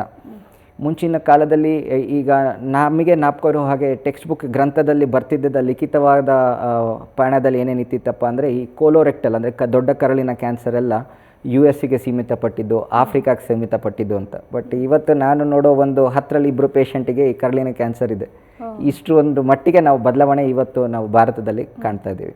ಓಕೆ ಡಾಕ್ಟರ್, ಈಗ ನಮಗೆ ಮುಂಚೆನೇ ಇವಾಗ ಇದನ್ನು ತಡೆಗಟ್ಟೋದಕ್ಕಾಗಲ್ವಾ ಡಾಕ್ಟರ್? ನಾನು ನಿಮಗೆ ಒಂದು ಸ್ಕ್ರೀನಿಂಗ್ ವ್ಯವಸ್ಥೆ ಅಂತ ಹೇಳಿದೆ. ಈಗ ಮೇನಾಗಿ ಏನಪ್ಪ ಅಂದರೆ ಕೆಲವೊಂದು ಹೈ ರಿಸ್ಕ್ ಪಾಪ್ಯುಲೇಷನ್ ಅಂತ ಇರ್ತಾರೆ. ಈಗ ನಾರ್ಮಲ್ ಎಲ್ಲ ಜನಕ್ಕೂ ಕ್ಯಾನ್ಸರ್ ಬರ್ಬೋದಾ? ಉತ್ತರ ಹೌದು ಇಲ್ವೋ. ಆದರೆ ಕೆಲವೊಂದು ಹೈ ರಿಸ್ಕ್ ಪಾಪ್ಯುಲೇಷನ್ ಅಂತ ಇರ್ತಾರೆ. ಹೈ ರಿಸ್ಕ್ ಪಾಪ್ಯುಲೇಷನ್ ಅಂದರೆ ಏನಪ್ಪ ಅಂದರೆ, ನಮ್ಮ ಕೆಲವೊಂದು ಜೀರ್ಣಾಂಗ ಅಂಶದ ಕೆಲವೊಂದು ಕ್ಯಾನ್ಸರ್ಗಳು ಫೆಮಿಲಿಯಲ್ ಕ್ಯಾನ್ಸರ್ಗಳಾಗಿರ್ತವೆ. ಅಂದರೆ ಯಾರಾದರೂ ಒಂದು ಫ್ಯಾಮಿಲಿನಲ್ಲಿ 40 ವರ್ಷದ ಆಸುಪಾಸಿನಲ್ಲಿ ಅಥವಾ ಕಮ್ಮಿ ವಯಸ್ಸಿನಲ್ಲಿ ಯಾರಿಗಾರು ಕರಳಿನ ಅಥವಾ ಹೊಟ್ಟೆದೇನಾದ್ರು ಕ್ಯಾನ್ಸರ್ ಬಂದಿದ್ದರೆ ಅವರ ನೆಕ್ಸ್ಟ್ ಜನ್ರೇಷನ್ ಅಥವಾ ಅವರ ಸಿಬ್ಲಿಂಗ್ಸ್ ಅಂದರೆ ಅಣ್ಣ ತಮ್ಮಂದರಾಗಿರ್ಬೋದು, ಅಕ್ಕ ತಂಗಿಯಂದರಾಗಿರ್ಬೋದು, ಆ ಒಂದು ಕ್ಯಾನ್ಸರ್ ಸಂಬಂಧಪಟ್ಟ ಒಂದು ಕಾಮನ್ ಜೆನೆಟಿಕ್ಸ್ ಅಂತ ಇರುತ್ತೆ. ಈ ಒಂದು ಜೆನೆಟಿಕ್ ಅಸೋಸಿಯೇಷನಲ್ಲಿ ನಮಗೇನಾದರೂ ಆ ಕ್ಯಾನ್ಸರ್ ಬರೋ ಅಂಥದ್ದೇನೋ ಲಕ್ಷಣಗಳಿದೆಯಾ ಅಂತ ಈ ಕ್ಯಾನ್ಸರ್ ಸ್ಕ್ರೀನಿಂಗ್ ಮುಖಾಂತರ ಅವರನ್ನು ಟ್ರೀಟ್ಮೆಂಟ್ ಇದಕ್ಕೆ ಅಂದರೆ ಡಯಾಗ್ನೋಸಿಸ್ ಪರ್ಪಸ್ಸಿಗಾಗಿ ಸ್ಕ್ರೀನಿಂಗ್ ಅಂತ ಮಾಡ್ತೀವಿ. ಈ ಒಂದು ಸ್ಕ್ರೀನಿಂಗ್ ಮಾಡೋದ್ರಿಂದ ಆ ಒಂದು ಲಕ್ಷಣಗಳು ಅವರಲ್ಲಿ ಏನಾದರೂ ಬರೋವಂಥದ್ದಿದ್ದರೆ ಅದಕ್ಕೆ ಅದು ಬರೋಕ್ಕಿಂತ ಮುಂಚೆ ನಮ್ಮಲ್ಲಿ ಮಾಡಿಕೊಳ್ಬೇಕಾದಂಥ ವಿಧಾನಗಳು ಬೇರೆ ಬೇರೆ ರೀತಿಯಲ್ಲಿ ನಾವು ಮಾಡಿ ಅವರಿಗೆ ಬರೋ ಕಾರಣಗಳನ್ನ ಕಮ್ಮಿ ಮಾಡ್ಬೋದು, ಅಥವಾ ಬಂದರೂ ಕೂಡ ಆದಷ್ಟು ಬೇಗ ಅವರಿಗೆ ಟ್ರೀಟ್ಮೆಂಟ್ ನಾವು ಕೊಡ್ಬೋದು. ಡಾಕ್ಟರ್, ಇನ್ನು ಈ ಒಂದು ಕರುಳಿನ ಕ್ಯಾನ್ಸರು ಯಾರಲ್ಲಿ ಜಾಸ್ತಿ ಕಾಣಿಸ್ಕೊಳ್ಳುತ್ತೆ ಡಾಕ್ಟರ್? ಇವತ್ತಿಗೆ ಮೇಲಾಗಿ ಏನು ಹೇಳಬೇಕಂದ್ರೆ, ಈ ಜೀರ್ಣಾಂಗ ವ್ಯವಸ್ಥೆ ಅಂದರೆ GI ಕ್ಯಾನ್ಸರ್ಸಿನ ಪ್ರಾಮುಖ್ಯವಾದ ಕಾರಣ ಲೈಫ್ ಸ್ಟೈಲ್. ಇದರಲ್ಲಿ ಪ್ರಾಮುಖ್ಯವಾಗಿ ಇಂಪಾರ್ಟೆಂಟಾಗಿ ಏನು ಹೇಳಬೇಕಂದ್ರೆ ತಂಬಾಕುವಿಕೆಯನ್ನು ಬಳವಿಕೆ. ಅದು ಸ್ಮೋಕಿಂಗ್ ರೂಪದಲ್ಲಿರ್ಬೋದು, ಕಡ್ಡಿಪುಡಿ ಬಳಕೆಯಿಂದಿರ್ಬೋದು, ಅತಿಯಾದ ಆಲ್ಕೋಹಾಲ್ ಕನ್ಸಂಪ್ಷನ್ ಅಂದರೆ ಅವಶ್ಯಕತೆಗಿಂತ ಲಿಮಿಟ್ಗಿಂತ ಜಾಸ್ತಿಯಿಂದ ಪರ್ ಡೇ ಪರ್ಮಿಸಿಬಲ್ ಅಥವಾ ಪರ್ ವೀಕ್ ಪರ್ಮಿಸಿಬಲ್ ಲಿಮಿಟ್ಸ್ ಅಂತ ಏನು WHO ರೆಕಮೆಂಡೇಷನ್ ಇರುತ್ತೋ ಅದಕ್ಕಿಂತ ಅಧಿಕವಾಗಿ ಆಲ್ಕೋಹಾಲಿನ ಬಳಕೆ. ಮತ್ತು ನಾವು ತಿನ್ನುವಂಥ ಆಹಾರದಲ್ಲಿ ಈ ರೆಡ್ ಮೀಟ್ ಅಥವಾ ಈ ಜಪಾನಿನ ಕ್ಷೇತ್ರದಲ್ಲಿ ಕಂಡುಬಂಥ ಕೆಲವೊಂದು ವೈದ್ಯಕೀಯ ಇದರಲ್ಲಿ ಹೈ ಪ್ರೊಸೆಸ್ಡ್ ಸಾಲ್ಟ್ ಫುಡ್ ಅಂತ ಹೇಳ್ತಾರೆ. ಅಂದರೆ ಏನೇ ಒಂದು ಇದಕ್ಕೆ ಉಪ್ಪಿನ ಅಧಿಕವಾಗಿ ಬಳಸುವಂಥದ್ದು. ಮತ್ತು ಲೋ ಫೈಬರ್ ಡಯಟ್. ನಮಗೆ ಭಾರತೀಯರಲ್ಲಿ ನಾವು ಮುಂಚೆ ತಿಂತಿದ್ದ ಅಂತ ಆ ಒಂದು ಫೈಬರ್ ಡಯಟ್ ಅಂದರೆ ಸೊಪ್ಪು ತರಕಾರಿಗಳೇನಿರುತ್ತೋ ಅಥವಾ ಸೀಸನಲ್ ಫ್ರೂಟ್ಸ್ ಹಣ್ಣುಗಳೇನಿರುತ್ತಲ್ಲೋ ಅದರದ್ದು ಉಪಯೋಗ ಈ ನಡುವೆ ಕಮ್ಮಿ ಆಗ್ತಿದೆ. ಮತ್ತು ಕೊನೆಯದಾಗಿ ಎಲ್ಲರಿಗೂ ಗೊತ್ತಿರೋಂಗೆ ಇವಾಗ ಒಂದು ಹೊಸ ಕಾಯಿಲೆ ಅಂದರೆ ಒಬೆಸಿಟಿ. ಅಂದರೆ ಇಷ್ಟು ಹೈಟಿಗೆ ಇಷ್ಟು ವೆಯ್ಟ್ ಇರಬೇಕಂತ ಇರುತ್ತೆ, BMI ಅಂತ ಹೇಳ್ತೀವಿ. ಆ ಒಂದು BMI ಇದರಲ್ಲಿ ವೆಯ್ಟ್ ಜಾಸ್ತಿ ನಮ್ಮ ಸೆಡೆಂಟ್ರಿ ಲೈಫ್ ಸ್ಟೈಲಿಂದ ಆಗುವಂಥದ್ದು, ಅದೊಂದು ಅವಶ್ಯಕತೆಗಿಂತ ಜಾಸ್ತಿ ಕ್ಯಾಲೋರೀಸ್ ಹೋದರೆ ಏನಾಗುತ್ತಲ್ಲ ಆ ಒಬೆಸಿಟಿ, ಇದಿಷ್ಟು ಕೂಡ ಒಂದು ಪ್ರಾಮುಖ್ಯ ಕಾರಣ. ಇದಲ್ಲದೆ ನಮ್ಮ ಹತ್ರ ಇರೋ ಕೆಲವೊಂದು ಪ್ರೀ ಎಕ್ಸಿಸ್ಟಿಂಗ್ ಮೆಡಿಕಲ್ ಕಂಡೀಷನ್ಸ್ ಅಂತ ಹೇಳ್ತೀವಿ. ಉದಾಹರಣೆಗೆ ನೀವು ಹೆಪಟೈಟಿಸ್ B ಅಥವಾ ಹೆಪಟೈಟಿಸ್ C ಅಂತ ಕೇಳಿರ್ತೀರ. ಈ ಎರಡು ವೈರಸ್ಗಳು ಯಾವುದಾದ್ರು ಒಂದು ರಕ್ತದ ರೂಪದಲ್ಲಿ ಅಥವಾ ಲೈಂಗಿಕ ಚಿಕಿತ್ಸೆ ಇದ್ರ ವಿಭಾಗದ ಕೂಡ ಆ ಒಂದು ಇದು ಲಿವರಿಗೆ ಹರಡ್ಬೋದು. ಅದು ಒಂದು ಬಾರಿ ನಮ್ಮ ದೇಹಕ್ಕೆ ಬಂದು ಅದು ನಮಗೆ ಇದೆ ಅಂದಮೇಲೆ ಅದು ಸಾಮಾನ್ಯವಾಗಿ ಲಿವರಲ್ಲಿ ಕೂತ್ಕೊಳ್ಳುತ್ತೆ. ಈ ಒಂದು ವೈರಸ್ಗಳು ಈ ಲಿವರಿನ ಕ್ಯಾನ್ಸರಲ್ಲಿ ಒಂದು ಇಂಪಾರ್ಟೆಂಟ್ ಫ್ಯಾಕ್ಟರ್ ಆಗಿ ಕಂಡುಬಂದಿದೆ. ಮೇಲಾಗಿ ಅಸಿಡಿಟಿ. ಈಗ ನೀವು ಒಂದು 10 ಜನಕ್ಕೆ ಕೇಳಿದರೆ 7 ಜನಕ್ಕೆ ಅಸಿಡಿಟಿ ಅಂತ ಹೇಳ್ತಾರೆ. ಈ ಅಸಿಡಿಟಿಯಲ್ಲಿ ಏನಾಗುತ್ತಪ್ಪ ಅಂದರೆ ಹೊಟ್ಟೆಲಿರುವಂಥ ಅಂಶಗಳು, ಆ್ಯಸಿಡ್ ಆಗಿರ್ಬೋದು, ಆಹಾರ ಅಂಶಗಳಿರ್ಬೋದು, ಈ ಅನ್ನನಾಳಕ್ಕೆ ಬಂದು ಟಚ್ ಆಗುತ್ತೆ. ಆ ರಿಫ್ಲೆಕ್ಸ್ ಸಿಂಪ್ಟಮ್ಸ್ ಅಂತ ಹೇಳ್ತೀವಿ. ಈ ರಿಫ್ಲೆಕ್ಸ್ ಸಿಂಪ್ಟಮ್ಸಿಂದ ಏನಾಗುತ್ತಪ್ಪ ಅಂದರೆ ಆ ಅನ್ನನಾಳ ಟ್ಯೂಬಿಂದ ಅದೇನು ಗುಲಾಬಿ ಪದರದಂತೆ ತುಂಬ ಸೂಕ್ಷ್ಮ, ಅದರಲ್ಲಿ ಕೆಲವೊಂದು ಬ್ಯಾರೆಟ್ಸ್ ಈಸೋಫೇಗಸ್ ಅಂತ ಚೇಂಜಸ್ ಆಗುತ್ತೆ. ಈ ಥರ ಚೇಂಜಸ್ ಏನಾದರೂ ತುಂಬ ಸಣ್ಣ ವಯಸ್ಸಲ್ಲಿ ಆಗೋಕ್ಕೆ ಶುರುವಾದರೆ ಅವರಿಗೆ ಒಂದು 10 ರಿಂದ 15 ವರ್ಷದಲ್ಲಿ ಆ ಅನ್ನನಾಳ ಟ್ಯೂಬ್ ಅಥವಾ ಹೊಟ್ಟೆದು ಕ್ಯಾನ್ಸರ್ ಆಗಿ ಬರ್ಬೋದು. ಕೊನೆಯದಾಗಿ ಲಾಸ್ಟಿಗೆ ಏನಪ್ಪ ಅಂದರೆ ನಿಮಗೆ ಹೇಳ್ದಂಗೆ ಜೆನೆಟಿಕ್ಸ್ ಏನಪ್ಪ ಅಂದರೆ ನಾನು ಲೈಫ್ ಸ್ಟೈಲ್ ಇದೆಲ್ಲ ಅಂದರೆ ಮಾಡಿಫೈಬಲ್ ರಿಸ್ಕ್ ಫ್ಯಾಕ್ಟರ್ ಅಂತ ಹೇಳ್ತೀವಿ. ಅಂದರೆ ನಮ್ಮ ಕೈಯಲ್ಲಿದ್ದು ನಾವು ಅದನ್ನು ಮಾಡೋದನ್ನು ನಿಲ್ಲಿಸ್ಬೋದು. ಕೆಲವೊಂದು ಜೆನೆಟಿಕ್ಸ್ ಅಥವಾ ಫ್ಯಾಮಿಲಿಯಲ್ಲಿ ಇದರಲ್ಲಿ ಏನು ಹೇಳ್ತೀವಪ್ಪ ಅಂದರೆ ಅದು ನಮ್ಮ ಕೈಯಲ್ಲಿ ಇರಲ್ಲ. ಅಂದರೆ ನಮಗೆ ಬಂದಂಥ ಆ ಜೆನೆಟಿಕ್ಸ್ ಇದರಲ್ಲಿ ಕೆಲವೊಂದು ನಮಗೆ ಪೂರ್ವಜರಿಂದ ಬರುವಂಥ ಚಾನ್ಸಸ್ ಇರುತ್ತೆ. ಅದನ್ನು ಫ್ಯಾಮಿಲಿಯಲ್ ಕ್ಯಾನ್ಸರ್ ಸಿಂಡ್ರೋಮ್ಸ್ ಅಂತ ಹೇಳ್ತೀವಿ. ಈ ಒಂದು ಫ್ಯಾಮಿಲಿಯಲ್ ಕ್ಯಾನ್ಸರ್ ಸಿಂಡ್ರೋಮ್ಸು ಪ್ರಾಮುಖ್ಯವಾಗಿ ಹೊಟ್ಟೆ ಅಥವಾ ದೊಡ್ಡ ಕರಳಿನ ಕ್ಯಾನ್ಸರ್ಗಳಲ್ಲಿ ಬಹಳ ಮಹತ್ವದ ಪ್ರಾಮುಖ್ಯ ರೋಲ್ನ ಕಂಡುಕೊಳ್ಳುತ್ತೆ. ಡಾಕ್ಟರ್, ಈಗ ನೀವು ಅವಾಗಷ್ಟೇ ಹೇಳಿದ್ರಿ ಗ್ಯಾಸ್ಟ್ರಿಕ್ ಅಂದ್ಬಿಟ್ಟು ಪೇನ್ ಕಿಲ್ಲರ್ ಎಲ್ಲ ತಗೊಳ್ತಾ ಇರ್ತಾರೆ, ಅವ್ರಿಗೆ ಗೊತ್ತಾಗಿರಲ್ಲ ಅಂತ ಹೇಳ್ಬಿಟ್ಟು. ಈಗ ಅವರಿಗೆ ಸ್ಟಾರ್ಟಿಂಗ್ ಸಿಂಪ್ಟಮ್ಸ್ ಇರುತ್ತೆ, ಅವ್ರಿಗೆ ಗೊತ್ತಿರಲ್ಲ, ಸಾಕಷ್ಟು ಪೇನ್ ಕಿಲ್ಲರ್ನ ತಗೊಳ್ತಾರೆ. ನನಗೆ ಗ್ಯಾಸ್ಟ್ರಿಕ್ ಆಗಿರ್ಬೋದು ಅಂತ ತುಂಬ ಪೇನ್ ಕಿಲ್ಲರ್ ತಗೊಳ್ತಾರೆ. ಇದನ್ನ ತುಂಬ ನೆಗ್ಲೆಕ್ಟ್ ಮಾಡಿದ್ರೆ ಅದು ಎಲ್ಲೆಲ್ಲ ಸಮಸ್ಯೆಗಳಾಗ್ಬೋದು ಅವ್ರಿಗೆ ಅಂತ. ಈಗ ನಾನು ಹೇಳ್ದಾಗೆ ಕ್ಯಾನ್ಸರ್ ಅಂದರೆ ಯಾರೋ ಒಬ್ಬ ವೃದ್ಧನಿಗೆ 60-70 ವರ್ಷ ಆದಮೇಲೆ ಬರಬೇಕಂತ ಯಾವ ರೂಲ್ಸು ಇಲ್ಲ. ನಾವು ಹೇಗೆ ನಮ್ಮ ಹತ್ರ ಇರೋ ಒಂದು ವಾಹನ ಬಳಕೆಯಲ್ಲಿ ನಾವು ಎಷ್ಟು ಮಟ್ಟಿಗೆ ಅದನ್ನು ಸರ್ವಿಸ್ ಮಾಡ್ತೀವೋ ಅಷ್ಟು ಡ್ಯೂರೇಬಿಲಿಟಿ ಬರುತ್ತೆ. ಹಾಗೆ ನಮ್ಮ ಡೈಜೆಸ್ಟಿವ್ ಸಿಸ್ಟಮ್ ಕೂಡ. ಈಗ ನೀವು ಹೇಳ್ದಂಗೆ ಅದು ನಡೀತಿರೋ ಸಹಜವಾಗಿ ಆ ಮೆಡಿಸಿನ್ ಕ್ಷೇತ್ರದ ಪ್ರಾಮುಖ್ಯವಾದ ಚಾಲೆಂಜ್ ಅಂದರೆ ಡಾಕ್ಟ್ರು ಸಿಗದೇ ಇರೋದಲ್ಲ, ಪೇಷಂಟ್ ಡಾಕ್ಟ್ರ್ ಹತ್ರ ಕರೆಕ್ಟ್ ಟೈಮಿಗೆ ಬರದೇ ಇರೋದು. ಈಗ ನೀವು ಹೇಳಿದಾಗೆ ಪ್ರತಿಯೊಬ್ಬರಿಗೂ ಈಗ ಆ್ಯಸಿಡಿಟಿ ಅಂದರೆ ಏನು, ಒಂದು ಪ್ಯಾಂಟಪ್ರಸೋಲ್ ಟ್ಯಾಬ್ಲೆಟ್ ತೊಗೊಳ್ಬೇಕು ಅನ್ನೋದು ಗೊತ್ತು. ಸೊ ಆ ಹೊಟ್ಟೆಯಲ್ಲಿ ಆಗ್ತಿರೋದು ಏನೇ ಸಮಸ್ಯೆಗೂ ಇಲ್ಲ, ನನಗೊಂದು ಆ್ಯಸಿಡಿಟಿ ಆಗಿರಬೇಕು, ನಾನು ತೊಗೊಳ್ಬೇಕು. ಆ ಒಂದು ತೊಗೊಳ್ಳೋದ್ರಲ್ಲಿ ನಮ್ಮ ಹತ್ರ ಬಲೋ ಈ ಕಾಲಹರಣೆಯಲ್ಲಿ ಮೇನ್ ಪ್ರಾಮುಖ್ಯವಾಗಿ ಚಾಲೆಂಜ್ ಏನಾಗತ್ತಪ್ಪ ಅಂದರೆ ಈ ಸ್ಟೇಜಸ್ ಚೇಂಜ್ ಆಗುತ್ತೆ. ಕ್ಯಾನ್ಸರಿನ ಟ್ರೀಟ್ಮೆಂಟಲ್ಲಿ ಇಂಪಾರ್ಟೆಂಟಾಗಿ ಯಾವ ಸ್ಟೇಜಲ್ಲಿ ಪೇಷಂಟ್ ನಮ್ಮ ಹತ್ರ ಬರ್ತಾರೋ ಅಷ್ಟರ ಮಟ್ಟಿಗೆ ನಾವು ರಿಸಲ್ಟ್ಸ್ ಚೆನ್ನಾಗಿ ಕೊಡ್ಬೋದು. ಈ ಡಯಾಗ್ನೋಸಿಸ್ ಅದು ಏನು ಕಂಡು ಹಿಡಿಯೋದು ಇರುತ್ತಲ್ಲ ಅದನ್ನು ಅವರು ಆದಷ್ಟು ನಮ್ಮ ಹತ್ರ ಲೇಟಾಗೆ ಬರೋದ್ರಿಂದ ಅದು ಅಡ್ವಾನ್ಸ್ ಸ್ಟೇಜಿಗೆ ಹೋಗ್ತೇವೆ. ಈಗ ಕ್ಯಾನ್ಸರಿನ ಕ್ಷೇತ್ರದಲ್ಲಿ ಎಷ್ಟು ಅಡ್ವಾನ್ಸ್ ಆಗಿ ಬರ್ತಾರೋ ಟ್ರೀಟ್ಮೆಂಟ್ ಕೂಡ ಅಷ್ಟು ಅಡ್ವಾನ್ಸ್ ಆಗಿ ಬೇರೆ ಬೇರೆ ರೀತಿಯಲ್ಲಿ ಮಾರ್ಪಡುತ್ತೆ. ಸೊ ಅದೇ ಎಷ್ಟು ಲೇಟಾಗಿ ಬರ್ತಾರೋ ಅವರಿಗೆ ಅಷ್ಟು ಅಡಿಷ್ನಲ್ ಆಗಿ ಬೇರೆ ಬೇರೆ ಟ್ರೀಟ್ಮೆಂಟ್ಗಳು ಬೇಕಾಗ್ತದೆ. ಓಕೆ ಡಾಕ್ಟರ್ನ ಇವಾಗ ಮಾತನಾಡಿಸ್ತಾ ಹೋಗೋಣ. ಡಾಕ್ಟರ್, ಈಗ ನಮಗೆ ಸಿಂಪ್ಟಮ್ಸ್ ಬಂದಿದೆ, ಲಕ್ಷಣಗಳು ಕಾಣಿಸ್ಕೊಳ್ತಾ ಇದೆ, ಇವಾಗ ಕರುಳಿನ ಕ್ಯಾನ್ಸರ್ ಬಂದಿದೆ ಅಂತ. ಆ ಟೈಮಲ್ಲಿ ಈಗ ನೀವು ಕ್ಯಾನ್ಸರ್ನ ಡಯಾಗ್ನೋಸಿಸ್ನ ಹೇಗೆ ಮಾಡ್ತೀರಾ ಡಾಕ್ಟರ್? ಈ ಒಂದು ಗ್ಯಾಸ್ಟ್ರೋಇಂಟೆಸ್ಟೈನಲ್ ಕ್ಯಾನ್ಸರ್ಸಿನ ಪತ್ತೆ ಹಚ್ಚಲಿಕ್ಕೆ ಫಸ್ಟ್ ಪ್ರಾಮುಖ್ಯವಾಗಿ ಬೇಕಾಗೋದು ಒಂದು ಪ್ರಾಪರ್ ಕನ್ಸಲ್ಟೇಷನಲ್ಲಿ ನಾನು ನಿಮ್ಗೆ ಆಲ್ರೆಡಿ ಹೇಳ್ದಂಗೆ ಈ ಒಂದು ಜೀರ್ಣಾಂಗ ವ್ಯವಸ್ಥೆಗೆ ಒಂದು ಉಪವಿಶೇಷ ವಿಭಾಗ GI ಆನ್ಕಾಲಜಿ ಅಥವಾ ಗ್ಯಾಸ್ಟ್ರೋಎಂಟರಾಲಜಿಯ ಒಂದು ವಿಭಾಗ ಅಂತ ಕರಿಬೋದು. ಈ ಒಂದು ಯಾವುದೇ ಒಂದು ಲಕ್ಷಣ ಕಾಣಿಸ್ಕೊಂಡ್ರಲ್ಲಿ ಆ ಒಂದು ಪೇಷಂಟು ಮೊದಲು ಒಬ್ಬ ಗ್ಯಾಸ್ಟ್ರೋಎಂಟರಾಲಜಿಸ್ಟ್ ಹತ್ರ ಹೋಗಿ ಅವರಿಗೆ ಯಾವ ಯಾವ ಲಕ್ಷಣಗಳು ಬರ್ತಿದೆ ಅಂತ ಅವರು ಹೇಳ್ಕೊಳ್ಬೇಕು. ಆ ಹೇಳ್ಕೊಳ್ಳುವಂಥ ಲಕ್ಷಣದ ಮೇಲೆ ನಾವು ಈ ಒಂದು ಡೈಜೆಸ್ಟಿವ್ ಸಿಸ್ಟಮನ್ನು ಡಿವೈಡ್ ಮಾಡ್ಕೊಂಡಿರ್ತೀವಿ. ಅಪ್ಪರ್ ಡೈಜೆಸ್ಟಿವ್ ಸಿಸ್ಟಮ್, ಹೆಪಟೋಪ್ಯಾಂಕ್ರೆಟಿಕೋಬಿಲಿಯರಿ, ಕೋಲೋರೆಕ್ಟಲ್ ಅಥವಾ ಲೋಯರ್ GI ಸಿಸ್ಟಮ್ ಅಂತ. ಇದರಲ್ಲಿ ಯಾವ ಕ್ಷೇತ್ರಕ್ಕೆ ಸಂಬಂಧಪಟ್ಟಿದ್ದ ಆ ಲಕ್ಷಣಗಳಿದೆ ಅಂತ ನೋಡಿಕೊಂಡು ಆ ರೀತಿ ನಾವು ಡಯಾಗ್ನೋಸಿಸ್ ಮಾಡಲಿಕ್ಕೆ ಮುಂದುವರಿತೀವಿ. ಉದಾಹರಣೆಗೆ ಎಲ್ಲ ಹೊಟ್ಟೆ ವಿಭಾಗದಲ್ಲೂ ಮೊದಲು ಅಲ್ಟ್ರಾಸೌಂಡ್ ಸ್ಕ್ರೀನಿಂಗ್ ಅನ್ನೋದು ಒಂದು ಪ್ರಾಮುಖ್ಯ ನಾರ್ಮಲ್ ಆಗಿ ಮಾಡಿಸುವಂಥ ಸ್ಕ್ಯಾನಿಂಗ್. ಈ ಒಂದು ಅಲ್ಟ್ರಾಸೌಂಡಿಂಗ್ ಸ್ಕ್ಯಾನಿಂಗಲ್ಲಿ ಎಲ್ಲರಿಗೂ ಗೊತ್ತಾಗಬೇಕಾಗಿರೋ ಸತ್ಯ ಏನಪ್ಪ ಅಂದರೆ, ಈ ಒಂದು ಸ್ಕ್ಯಾನಿಂಗಲ್ಲಿ ನಾರ್ಮಲ್ ಇದೆ, ಹಾಗಾದರೆ ಎಲ್ಲ ನಾರ್ಮಲ್ಲು ಅಲ್ಲ. ಅದು ಒಂದು ಸ್ಕ್ರೀನಿಂಗ್ ಮೊಡಾಲಿಟಿ. ಅಪ್ಪ ಈಗ ತಾನೇ ಒಂದು ಸ್ಕ್ಯಾನಿಂಗ್ ಮಾಡಿಸಿದ್ವಿ, ಮತ್ತಿನ್ನೊಂದು ಸ್ಕ್ಯಾನಿಂಗ್ ಹೇಳ್ತಿದ್ರೆ ಏನಾದ್ರ ಅವಶ್ಯಕತೆ? ಅದರ ಅವಶ್ಯಕತೆ ಏನಕ್ಕಪ್ಪ ಅಂದರೆ, ಮುಂದೆ ಯಾವ ಸ್ಕ್ಯಾನಿಂಗ್ ಮಾಡಿಸ್ಬೇಕಂತ ನಮಗೆ ಐಡೆಂಟಿಫೈ ಮಾಡಲಿಕ್ಕೆ ಬೇಕಾಗುವಂಥ ಮೊದಲನೇ ಅಂಗ ಈ ಒಂದು ಅಲ್ಟ್ರಾಸೌಂಡ್ ಸ್ಕ್ಯಾನಿಂಗ್. ಹೊಟ್ಟೆಯ ಅಥವಾ ಈ ಸಣ್ಣ ಕರಳಿನ ಮೊದಲನೇ ಭಾಗ ಅಥವಾ ಅನ್ನನಾಳದ ಟ್ಯೂಬಿನ ಏನೇ ಒಂದು ಸಮಸ್ಯೆ ಅಥವಾ ಕ್ಯಾನ್ಸರಿನ ಡಿಟೆಕ್ಷನಿಗೆ ನಮಗೆ ಬಳಸುವಂಥ ಮಾಹಿತಿ ನಮಗೆ ಅಪ್ಪರ್ ಜಿ ಎಂಡೋಸ್ಕೋಪಿನಲ್ಲಿ ಸಿಗುತ್ತೆ. ಹಾಗೆಯೇ ಈ ದೊಡ್ಡ ಕರಳು ಅಥವಾ ಸಣ್ಣ ಕರಳಿನ ಕೊನೆ ವಿಭಾಗದ ಬಗ್ಗೆ ನಮಗೆ ನೋಡಲಿಕ್ಕೆ ಮಾಹಿತಿ ಸಿಗುವಂಥ ವ್ಯವಸ್ಥೆ ಕೊಲೊನೋಸ್ಕೋಪಿಯಿಂದ. ಇದಲ್ಲದೆ ನಮ್ಮ ಹತ್ರ ಈ ಒಂದು ಸ್ಕ್ಯಾನಿಂಗ್ ಇದರಲ್ಲಿ ಕ್ರಾಸ್ ಸೆಕ್ಷನಲ್ ಇಮೇಜಿಂಗ್ ಅಂತ ಹೇಳ್ತೀವಿ. ಕ್ರಾಸ್ ಸೆಕ್ಷನಲ್ ಇಮೇಜಿಂಗ್ ಅಂದರೆ ಏನಪ್ಪ ಅಂದರೆ, ನಮ್ಮ ದೇಹದಲ್ಲಿ ಸ್ಲೈಸಸ್ ಅಂತ ಮಾಡ್ತೀವಿ, ಅಂದರೆ ಇಷ್ಟಿಷ್ಟು ಮಿಲಿಮೀಟರ್ ಅಥವಾ ಸಬ್ ಮಿಲಿಮೀಟರ್ ಸೆಕ್ಷನ್ಸ್ ಅಂತ. ಅಷ್ಟು ಒಂದು ವೈದ್ಯಕೀಯ ಇದರಲ್ಲಿ ಪ್ರಿಸಿಷನ್ಗೆ ಕೆಲವೊಂದು ಸ್ಕ್ಯಾನಿಂಗ್ಗಳು ಈಗ ಆಲ್ರೆಡಿ ನಮ್ಮ ದೇಶದಲ್ಲಿ CT ಸ್ಕ್ಯಾನ್ ಅಥವಾ MRI ಸ್ಕ್ಯಾನಿಂಗ್ ರೂಪದಲ್ಲಿ ಅವಲಭ್ಯ ಇದೆ.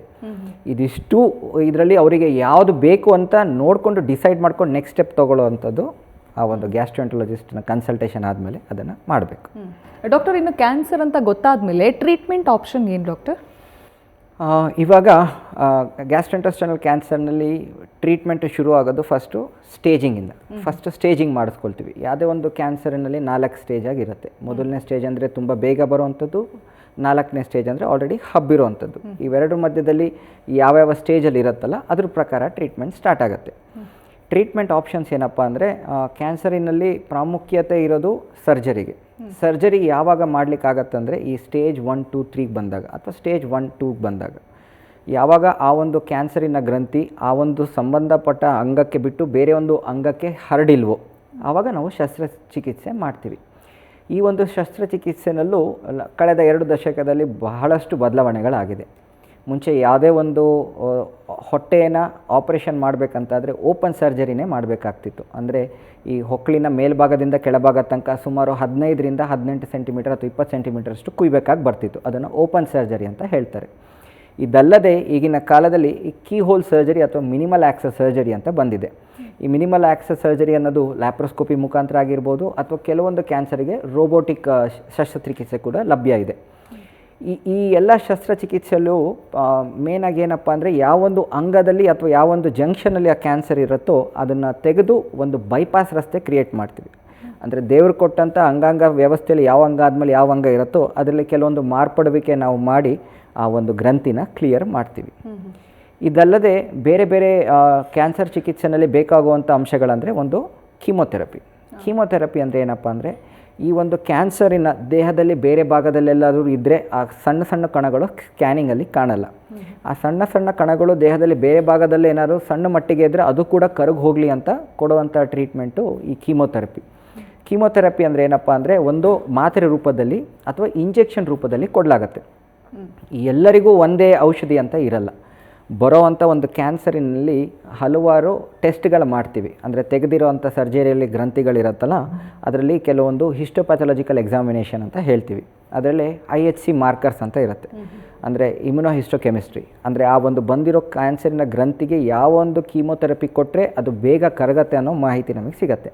ಆ ಒಂದು ವಿಶೇಷ ಮಾಹಿತಿ ನಮ್ಮ ಹತ್ರ ಇದ್ದಲ್ಲಿ ಈ ಒಂದು ಕೀಮೋಥೆರಪಿ ಮಾಡ್ತೀವಿ. ನೆಕ್ಸ್ಟ್ ರೇಡಿಯೋಥೆರಪಿ ಅಂದರೆ ಸಾಮಾನ್ಯ ಜನರು ಬಾಯಿ ಮಾತಲ್ಲಿ ಹೇಳೋದು ಈ ಕರೆಂಟ್ ಟ್ರೀಟ್ಮೆಂಟ್. ಯಾವಾಗ ಈ ಒಂದು ಕೆಲವೊಂದು ಕ್ಯಾನ್ಸರ್ಗಳು, ಈ ರೆಕ್ಟಲ್ ಕ್ಯಾನ್ಸರ್ ಅಂತ ಹೇಳ್ತೀವಿ, ಅಂದರೆ ಗುದನಾಳದ ಹತ್ತಿರ ಇರೋ ಕ್ಯಾನ್ಸರ್ಗಳು ಅಥವಾ ಈ ಅನ್ನನಾಳದ ಕ್ಯಾನ್ಸರ್ಗಳು ಅಥವಾ ಈ ಪ್ಯಾಂಕ್ರಿಯಾಸ್ ಅಂದರೆ ಮೇದೋಜೀರಕಾಂಗದ ಕ್ಯಾನ್ಸರ್ಗಳು ಈ ಸ್ಟೇಜ್ 3 ಹತ್ತಿರ ಇದೆಯೋ ಅಥವಾ ಕ್ಯಾನ್ಸರ್ಗೆ ಸರ್ಜರಿ ಮಾಡಬೇಕಾದ್ರೆ ಅಕ್ಕಪಕ್ಕ ಅಂಗಗಳಿಗೆ ಸ್ವಲ್ಪ ಅದು ಶಾಖ ಬೀಳ್ಬೋದು ಸರ್ಜರಿ ಟೈಮಲ್ಲಿ ಅಂತ ಅನಿಸಿದರೆ ಅದನ್ನು ಗ್ರಂಥಿನ ಸಣ್ಣ ಮಾಡಲಿಕ್ಕೆ ಬಳಕೆ ಮಾಡುವಂಥ ವ್ಯವಸ್ಥೆ ಈ ಒಂದು ರೇಡಿಯೇಷನ್ ಥೆರಪಿ. ಸಾಮಾನ್ಯವಾಗಿ ಈ ರೇಡಿಯೇಷನ್ ಥೆರಪಿ ಮತ್ತು ಕೀಮೋಥೆರಪಿನ 2 ಪ್ಯಾರಲಲಾಗಿ ಸ್ಟಾರ್ಟ್ ಮಾಡ್ತಾರೆ. ಅದನ್ನು ಸರ್ಜರಿ ಮುಂಚೆ ಅಥವಾ ಸರ್ಜರಿ ಆದಮೇಲೆ ಯಾವಾಗ ಕೊಡಬೇಕು ಅನ್ನೋ ನಿರ್ಧಾರ ಆ ಒಂದು ಗ್ಯಾಸ್ಟ್ರೋಇಂಟೆಸ್ಟೈನಲ್ ಕ್ಯಾನ್ಸರ್ ಸ್ಪೆಷಲಿಸ್ಟು ಒಂದು ಟ್ಯೂಮರ್ ಬೋರ್ಡ್ ಮೀಟಿಂಗ್ ಅಂತ ಮಾಡ್ತೀವಿ. ಅದರಲ್ಲಿ ಈ ಶಸ್ತ್ರಚಿಕಿತ್ಸೆ ವಿಭಾಗದ ತಂಡ, ಕೀಮೋಥೆರಪಿ ವಿಭಾಗದ ತಂಡ, ರೇಡಿಯೋಥೆರಪಿ ವಿಭಾಗದ ತಂಡ ಮತ್ತು ಈ ಡಯಾಗ್ನೋಸಿಸ್ಗೆ ಹೆಲ್ಪ್ ಮಾಡುವಂಥ ಈ ರೇಡಿಯಾಲಜಿ ಡಿಪಾರ್ಟ್ಮೆಂಟ್ ಇವರೆಲ್ಲ ಒಂದು ಟ್ಯೂಮರ್ ಬೋರ್ಡ್ ಮೀಟಿಂಗ್ ಅಂತ ಮಾಡಿ ಈ ಒಂದು ಯಾವ ಸ್ಟೇಜ್ ಇದೆ ಆ ಸ್ಟೇಜಿಗೆ ಯಾವ ಆರ್ಡ್ರಲ್ಲಿ ಸೀಕ್ವೆನ್ಸಲ್ಲಿ ಬಂದರೆ ಬೆಟರ್ ಅಂತ ಹೇಳಿ ಟ್ರೀಟ್ಮೆಂಟ್ ಕೊಡಲಾಗುತ್ತೆ. ಡಾಕ್ಟರ್, ಈಗ ಸ್ಟಾರ್ಟಿಂಗ್ ಸ್ಟೇಜಲ್ಲಿ ಇದ್ದವರಿಗೆ ಕೀಮೋಥೆರಪಿ ಕೊಡ್ತಾರಾ ಹೇಗೆ ಡಾಕ್ಟರ್? ಮೇಲಾಗಿ ಈ ಒಂದು ಸ್ಟಾರ್ಟಿಂಗ್ ಸ್ಟೇಜಲ್ಲೇ ಇದೆ ಅಂದರೆ ಸರ್ಜರಿ ಮಾಡಿ ತೆಗೆಯುವಂಥ ಎಲ್ಲ ಲಕ್ಷಣಗಳು ಇದೆ ಅಂತ. 100ರಲ್ಲಿ 90 ಭಾಗದಲ್ಲಿ ಸ್ಟೇಜ್ 1 ಕ್ಯಾನ್ಸರಿಗೆ ಬಂತು ಅಂದರೆ ಶಸ್ತ್ರಚಿಕಿತ್ಸೆ ಮಾಡಿ ಕ್ಲಿಯರ್ ಮಾಡೋವಂಥ ಅಡ್ವಾಂಟೇಜ್ ನಮ್ಮ ಹತ್ರ ಇರುತ್ತೆ. ಕೆಲವೊಂದು ಅನ್ನನಾಳದ ಮೇಲ್ಭಾಗ ಅಥವಾ ಗುದನಾಳದ ಕೊನೆ ಭಾಗದಲ್ಲಿ ಮಾತ್ರ ಸ್ಟೇಜ್ 1 ಇದ್ದರೂ ಕೂಡ ಕೆಲವೊಂದು ಸತಿ ಡೈರೆಕ್ಟಾಗಿ ಸರ್ಜರಿ ಮಾಡಲಿಕ್ಕೆ ಆಗಲ್ಲ. ಅಂಥ ಭಾಗದಲ್ಲಿ ಮಾತ್ರ ಕೀಮೋಥೆರಪಿ ಅಥವಾ ರೇಡಿಯೋಥೆರಪಿ ಕೊಟ್ಟು ಆಮೇಲೆ ಸರ್ಜರಿ ಮಾಡ್ತಾರೆ. ಇಲ್ಲದೇ 100ರಲ್ಲಿ 90 ಭಾಗದಲ್ಲಿ ಸ್ಟೇಜ್ 1 ಕ್ಯಾನ್ಸರಿಗೆ ಯಾರಾದರೂ ನಮ್ಮ ಹತ್ರ ಬಂದರೆ ಅವರಿಗೆ ಅಪ್ಫ್ರಂಟ್ ಸರ್ಜರಿ ಅಂದರೆ ಪ್ರಮುಖವಾಗಿ ಶಸ್ತ್ರಚಿಕಿತ್ಸೆ ಮಾಡಿ ಫಸ್ಟ್ ಗ್ರಂಥಿನ ತೆಗಿತೀವಿ. ಆಮೇಲೆ ಬೇರೆ ಏನಾದರೂ ಅದು ನಾನು ನಿಮಗೆ ಹೇಳ್ದಂಗೆ ಬಯಾಪ್ಸಿ ರಿಪೋರ್ಟ್ ಅಥವಾ ಒಂದು IHC ಮಾರ್ಕರ್ಸಿನ ಮೇಲೆ ಬೇರೆ ಒಂದು ಟ್ರೀಟ್ಮೆಂಟ್ ಏನು ಬೇಕಾಗುತ್ತೋ ಅದನ್ನು ಡಿಸೈಡ್ ಮಾಡ್ತೀವಿ. ಓಕೆ ಡಾಕ್ಟರ್, ಈಗ ಸಾಕಷ್ಟು ಜನ ಹೆಂಗೆ ಅಂದರೆ ಕ್ಯಾನ್ಸರ್ ಬಂದಿದೆ ಅಂತ ಗೊತ್ತಾಗಿದ್ದ ತಕ್ಷಣವೇ ಭಯ ಪಡೋಕ್ಕೆ ಸ್ಟಾರ್ಟ್ ಮಾಡಿಬಿಡ್ತಾರೆ. ಅಯ್ಯೋ ಕ್ಯಾನ್ಸರ್ ಬಂದಿದೆ, ನನ್ನ ಜೀವನೇ ಹೋಗ್ಬಿಡುತ್ತೆ ಅಂತ ಭಯ ಪಡ್ತಾರೆ. ಅಂಥವ್ರಿಗೆ ಏನು ಹೇಳ್ತೀರಾ ಡಾಕ್ಟರ್? ಈಗ ಆಂಗ್ಲ ಭಾಷೆಯಲ್ಲಿ ಹೇಳೋದಂಗೆ ಈಗ ಕ್ಯಾನ್ಸರಿನಲ್ಲೂ ಕ್ಯಾನ್ ಅನ್ನೋದಿದೆ, ಅಂದರೆ ನಾವು ಅದನ್ನು ಗೆಲ್ಬೋದು. ಯಾವುದೇ ಒಂದು ಈಗ ನಾವು ಮನುಷ್ಯ ಎಷ್ಟು ಸ್ಟ್ರಾಂಗ್ ಅಂದರೆ ಕೋವಿಡ್ ಬಂತು, ಕೋವಿಡ್ ಹೋಯಿತು, ನಾವು ಮಾತ್ರ ಇದ್ದೀವಿ. ಹಾಗಿದ್ರಲ್ಲಿ ಈ ಒಂದು ಕ್ಯಾನ್ಸರ್ ಅನ್ನೋದಕ್ಕೂ ಕೂಡ ನಾನು ಇಲ್ಲಿ ವೀಕ್ಷಕರಿಗೆ ಹೇಳೋದಿಷ್ಟೇ, ಯಾವುದೋ ಒಂದು ಕ್ಯಾನ್ಸರ್ ಅಂದರೆ ಅದು ಕ್ಯಾನ್ಸರಿನ ಅವ್ರ ಡಯಾಗ್ನೋಸಿಸ್ ಆದ ಮುಂಚಿಂದಕ್ಕೂ ಆಮೇಲಿಗೂ ಅವ್ರ ಮನೋಸ್ಥೈರ್ಯ ತುಂಬಾ ಬದಲಾವಣೆ ಆಗುತ್ತೆ. ಅದು ಸಹಜ, ಅದು ಆಗಬಾರ್ದು, ಇಲ್ಲ ನೀವು ಧೈರ್ಯವಾಗಿ ಇರಲಿ ಅಂತ ನಾನು ಸುಮ್ಮನೆ ಬಾಯಿ ಮಾತಲ್ಲಿ ಹೇಳಲಿಕ್ಕೆ ಆಗಲ್ಲ. ಬಟ್ ನಾನು ನಿಮಗೇನು ಹೇಳಲಿಕ್ಕೆ ಇಷ್ಟಪಡ್ತೀನಿ ಅಂದರೆ, ಯಾವಾಗ ಮನುಷ್ಯನಿಗೆ ಹೆದರಿಕೆ ಆಗತ್ತಂದರೆ ಅವನಿಗೆ ಅದ್ರ ಬಗ್ಗೆ ಸರಿಯಾದ ಮಾಹಿತಿ ಇಲ್ಲದೆ ಇದ್ದಾಗ. ಮಾಹಿತಿ ತಿಳ್ಕೊಂಡ್ರೆ ಅದ್ರ ಬಗ್ಗೆ ಇರೋ ಮೂಡಿಕೆಗಳದು ಏನಿರುತ್ತೋ, ವಿಚಾರಗಳೇನಿರುತ್ತೋ ಅದನ್ನೆಲ್ಲ ಕ್ಲಿಯರ್ ಆಗುತ್ತೆ. ಯಾರೋ ಒಬ್ಬರು ಅವ್ರ ಮನೇಲಿ ಏನೋ ಆಗಿ ಕ್ಯಾನ್ಸರ್ ಬಂದು ತೀರ್ಕೊಂಡ್ರಂತೆ ಅಂತ ಒಂದೇ ಒಂದು ಮಾತು ಕೇಳಿ ಅಯ್ಯೋ ನನಗೆ ಕ್ಯಾನ್ಸರ್ ಬಂತಲ್ಲ, ನಂದು ಟೈಮ್ ಮುಗೀತು ಅನ್ನೋ ಹಾಗಿರಲಿಲ್ಲ. ಅವರಿಗೆ ಬಂದಂಥ ಕ್ಯಾನ್ಸರ್ ಯಾವುದಿರ್ಬೋದು ಅಥವಾ ಯಾವ ಸ್ಟೇಜ್ನಲ್ಲಿ ಅವರಿಗೆ ಟ್ರೀಟ್ಮೆಂಟ್ ಕೊಡಲಿಕ್ಕೆ ಆಗೋಂಥ ಸ್ಟೇಜಲ್ಲಿತ್ತು, ಅದೆಲ್ಲ ಬೇರೆ ಬೇರೆ ಇರುತ್ತೆ. ಹಾಗಾಗಿ ನಿಮಗೆ ಬಂದಿರೋವಂಥ ಈ ಒಂದು ಕ್ಯಾನ್ಸರ್ನಲ್ಲಿ ಇವಾಗ ನಮಗೆ ಎಷ್ಟೊಂದು ಅಡ್ವಾನ್ಸ್ಮೆಂಟ್ಸ್ ಇದೆ. ಅಡ್ವಾನ್ಸ್ಮೆಂಟ್ಸ್ ಅಂದರೆ ಈಗ ನಾನು ನಿಮಗೆ ಮೊದಲು ಹೇಳ್ದಂಗೆ ಶಸ್ತ್ರಚಿಕಿತ್ಸೆ, ಕೀಮೋಥೆರಪಿ, ರೇಡಿಯೋಥೆರಪಿ ಅಲ್ಲದೆ ಈ ಇಮ್ಯುನೋಥೆರಪಿ ಇರ್ಬೋದು, ಒಂದು ಫ್ಯಾಪಿ ಥೆರಪಿ, ತುಂಬ ಅಡ್ವಾನ್ಸ್ಮೆಂಟ್ಸ್ ಇದೆ. ಯಾವುದೇ ಒಂದು ಕ್ಯಾನ್ಸರ್ ಬಂದರೂ ಕೂಡ ಅದನ್ನು ಆದಷ್ಟು ಬೇಗ ಅದು ದೈಹಿಕವಾಗಿ ಅದು ಹೇಗೆ ಹೊರಕಡಿಸ್ಬೇಕು ಅನ್ನೋ ಅಂಥ ಎಲ್ಲ ವ್ಯವಸ್ಥೆಗಳು ಇವತ್ತಿನ ಇಂಡಿಯಾದಲ್ಲೇ ಇದೆ. ಯಾವುದೇ ಒಂದು ಕಾರಣಕ್ಕೂ ನೀವು ಮುಂಚೆ ಎಲ್ಲ ಕೇಳ್ಪಡ್ತಿದ್ರಿ, ಒಂದು ಕ್ಯಾನ್ಸರ್ ಅಂತ ಪತ್ತೆ ಹಚ್ಚಿದರೆ ಅವರು ಡೈರೆಕ್ಟಾಗಿ US ಹೋಗಬೇಕಿತ್ತು, ಜರ್ಮನಿಗೆ ಹೋಗಬೇಕಿತ್ತು, UK ಹೋಗಬೇಕಿತ್ತು. ಇವಾಗ ಹಾಗೇನೂ ಇಲ್ಲ. ನಮ್ಮ ಭಾರತದಲ್ಲಿ ಈ ಒಂದು ಸರ್ಕಾರದ ಎಲ್ಲ ಒಂದು ಕ್ಷೇತ್ರದಲ್ಲೂ ಕೂಡ ಈಗ ಮುಂಬೈನ ಟಾಟಾ ಮೆಮೋರಿಯಲ್ ಹಾಸ್ಪಿಟ್ಲ್ ಇರ್ಬೋದು, ಈ ಎಲ್ಲ ಕಡೆಯೂ ನಮ್ಮ ದೇಶದಲ್ಲೇ ಅದನ್ನು ಮಾಡುವಂಥವೆಲ್ಲ ವ್ಯವಸ್ಥೆ ಇದೆ. ಈಗ ನಾನು ಕೂಡ ಟ್ರೈನಿಂಗ್ ಆಗಿದ್ದು ಮುಂಬೈನಲ್ಲೇ. ಆ ಒಂದು ಪ್ರತಿಯೊಂದು ಮುನ್ಸಿಪಲ್ ಹಾಸ್ಪಿಟ್ಲಲ್ಲಿ ಆಗಿರ್ಬೋದು, ಗೌರ್ಮೆಂಟ್ ಲೆವೆಲ್ಲೂ ಕೂಡ ಇವತ್ತಿನ ದಿವಸ ಕ್ಯಾನ್ಸರಿಂದ ಟ್ರೀಟ್ಮೆಂಟ್ ಪ್ರತಿ ಹಂತದಲ್ಲೂ ಎಷ್ಟು ಚೆನ್ನಾಗಿ ಕೊಡ್ಬೋದು ಅಷ್ಟು ರೆಡಿ ನಾವು ಭಾರತೀಯದಲ್ಲಿ ಇದ್ದೀವಿ. ಸೊ ಹಾಗಾಗಿ ಯಾವುದೇ ಥರದ ಭಯ ಪಡ್ದೇ ಅದಕ್ಕೆ ಏನು ಮಾಡಬೇಕೋ ಮುಂಜಾಗ್ರತೆ ಕ್ರಮವಾಗಿ ನೆಕ್ಸ್ಟ್ ಡಿಸಿಷನ್ ತೊಗೊಳ್ಬೇಕಾದ್ರೆ ಟೈಮ್ ವೇಸ್ಟ್ ಮಾಡದಿರೋದು ಇಂಪಾರ್ಟೆಂಟ್ ಫ್ಯಾಕ್ಟ್. ಓಕೆ ಡಾಕ್ಟರ್, ಈಗ ಕೊನೆಯದಾಗಿ ನೀವು ಏನು ಹೇಳೋದಕ್ಕೆ ಇಷ್ಟಪಡ್ತೀರಾ ಡಾಕ್ಟರ್? ಕೊನೆಯದಾಗಿ ಈ ಒಂದು ವೇದಿಕೆಯಲ್ಲಿ ನಾನು ಬಳಸ್ಕೊಂಡು ಹೇಳಲಿಕ್ಕೆ ಇಷ್ಟಪಡೋದೇನು ಮಾತಪ್ಪ ಅಂದರೆ, ನಿಮಗೆ ನೀವೇ ವೈದ್ಯರಾಗಬೇಡಿ.